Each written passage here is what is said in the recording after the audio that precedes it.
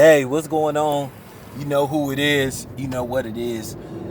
All right, you guys, peep game. All right, Jermell Charlo, Ethers, Oscar De La Hoya. He basically lets the cat out of the bag, which I think pretty much everybody already knew this with Golden Boy. And you know, a lot of Mexicans is all up in their feelings. I guess this video is was on Fight Hype, I think. And then basically I went to, you know, his Twitter account, you know, thanks to my niece. And he basically was going in. He just was basically saying that Oscar don't value black fighters, and he basically tried to put him on the back burner. So this is no surprise.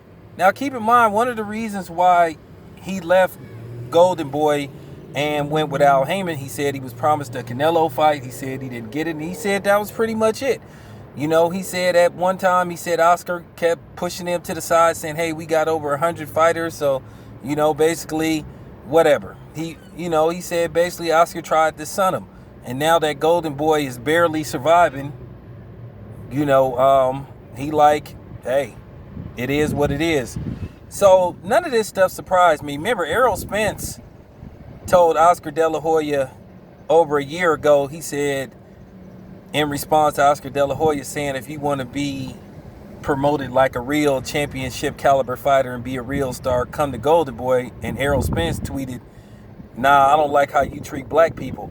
You know, at the end of the day, Oscar never addressed this stuff, and he should have, look, the emails, I think if Oscar would have addressed it and just said, hey man, I was wrong, I apologize, Golden Boy does not tolerate this type of behavior, everybody is welcome here, it probably would have went away. But due to the fact he was arrogant about it, he felt like he didn't have to speak on it. But then at the same time, he wants superstar black fighters to sign with Golden Boy. Well, what you expect? So, you know, at the end of the day, Oscar couldn't swallow his pride and just say, hey, we made a mistake. So, you know, I guess for whatever reason, Oscar wanted to, I don't know. He just wanted to ignore it, and now it then came to this. Everybody knows about those emails. So, I mean, it's just like, I don't, you know, while you got a lot of these media people crying about how they can't get credentialed no more and all this kind of shit, they were scared to talk about this. I talked about this, and a lot of other people talked about this. So now, you know, at the end of the day, Oscar dug his own ditch. So now, you know what I'm saying? He had to bury himself, and he had to self-bury himself. Because at the end of the day, this could have went away.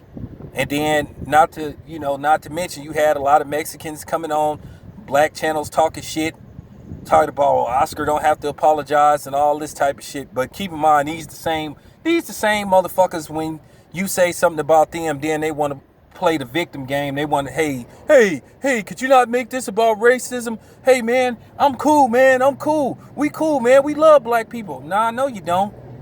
Because if you love black people, you would have condemned what Oscar De La Hoya said, and you would have said, hey, you know what I'm saying? Let's not do this black and brown thing. So like I said, you embraced it. So remember, Oscar, he didn't have to apologize to us Mayates. So, you know, it is what it is. So if Oscar don't have no good black fighters on his roster or no superstar black fighter, this is of his own doing. Not to mention, like I said, that bullshit he said going into his fight with Pernell Whitaker. What he said about black fighters. So at the end of the day, man, this is all on Oscar, man. Oscar did this to himself. So I have no problem with what Jermell Charlo said. This your boy Town Biz. I'm out.